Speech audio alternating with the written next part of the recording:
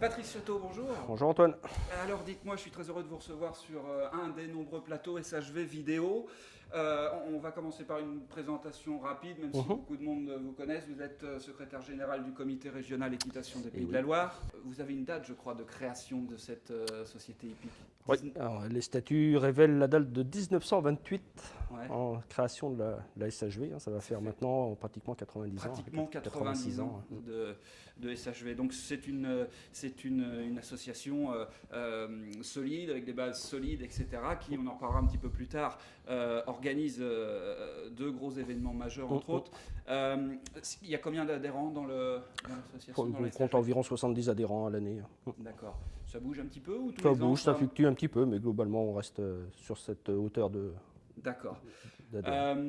Les actions de la SHV, quelles sont-elles? Je crois qu'on organise, je le disais tout de suite, deux grosses manifestations. Il y a deux gros événements. Le concours international de l'attelage de tradition, le SIAT, qui a toujours lieu à la Chavoterie, sur le site de la Chavoterie du Conseil général de la Vendée. Qui d'ordinaire a lieu au mois de mai-juin, qui cette année exceptionnellement aura lieu aux alentours du 14 juillet, le 13 juillet très exactement. 14 juillet, oui, un petit peu repoussé. Et puis le deuxième événement, c'est un mois plus tard, au mois d'août, le traditionnel concours complet d'équitation à Moutier-les-Mauffais. À Moutier-les-Mauffais, d'accord.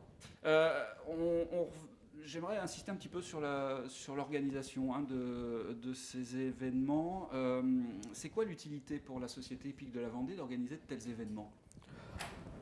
L'utilité, il est toujours nécessaire d'avoir une association pour organiser de tels événements. On a besoin de bénévoles pour ces événements-là, et il n'y a qu'une association qui peut recourir à des bénévoles pour l'organisation d'événements.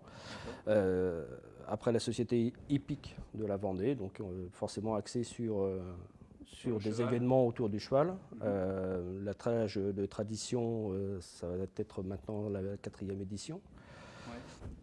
Quant au concours complet de Moutier, lui, il a une bonne cinquantaine d'années d'existence, pas forcément toujours sous l'égide de la SHV, mais depuis déjà bon nombre d'années sous l'égide de la SHV. Ça a le mérite aussi de fédérer un petit peu tout le personnel, entre guillemets, surtout tous les bénévoles de la SHV, je pense. Oui, forcément, là on fait appel à toutes les compétences possibles pour l'organisation. On a besoin de chefs de piste, pour monter les concours, les parcours d'attelage.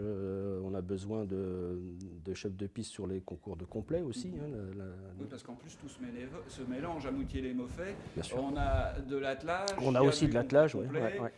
Petite touche grand régional dans laquelle il faut respecter un cahier des charges. Il y a un cahier des charges pour le grand régional de concours complet, oui. Donc il y a forcément besoin de compétences multiples pour l'organisation de ces événements. D'accord. Alors c'est relativement lourd à organiser. Pendant qu'on discute, on voit quelques images de la préparation de Moutier-les-Mauffais, entre autres avant que tout le monde arrive dans la semaine, quelques images, on voit Moutier-les-Mauffais un peu dans la brume là. Et là on se dit il faut vraiment des personnes clés pour pouvoir encadrer tout le monde. Je parle de la mise en place de l'informatique, je parle de la mise en place de la piste, etc. Comment est-ce que vous trouvez ces personnes clés et quelles sont ces personnes clés? On retombe souvent sur les mêmes personnes, c'est un peu la tradition dans une association. Mais effectivement, oui, on a besoin d'avoir des gens qui connaissent le fonctionnement d'un engin de levage,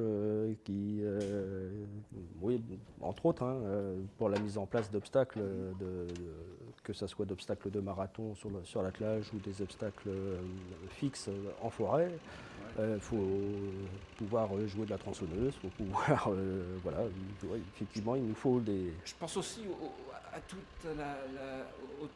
tout le staff technique un petit peu à part du déroulement concours, parce que je crois que toute l'équipe pour Moutier-les-Mauffais toujours c'est pas forcément vrai à la Chaboterie pour l'attelage, mais pour Moutier-les-Maufais, toute l'équipe se déplace une semaine avant. Ah oui, on est... Donc ça aussi, il faut le gérer. Ben oui, il y a faut faire une manger les logistique bénévoles. autour de... Voilà, la logistique. Grosse logistique autour du concours complet de Moutier, puisqu'on intervient, on commence à intervenir, oui, pratiquement une semaine, la semaine avant l'événement.